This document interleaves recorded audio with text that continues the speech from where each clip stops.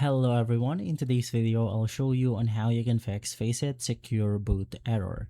So it's extremely simple to fix this problem. The first thing that you want to do is to navigate through your computer, Windows icon, and then you want to type system information.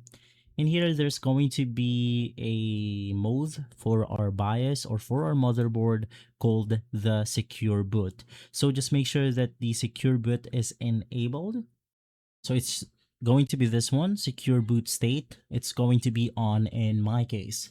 Now, if it's not on, you actually have to restart your computer and edit some settings inside your motherboard. So there's a lot of motherboard brands out there. So I suggest just head over to your browser.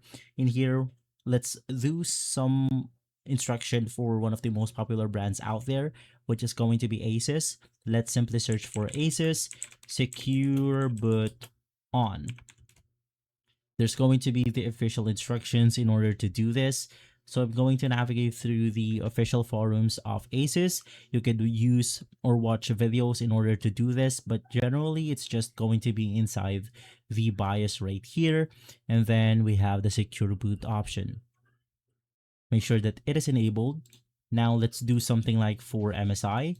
Type MSI secure boot on, and once again there's going to be official instructions in order for us to do this on forums. So make sure that you follow this right here, and once again restart your computer, and from there everything should work fine.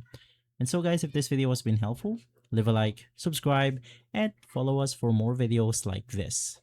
Thanks for watching.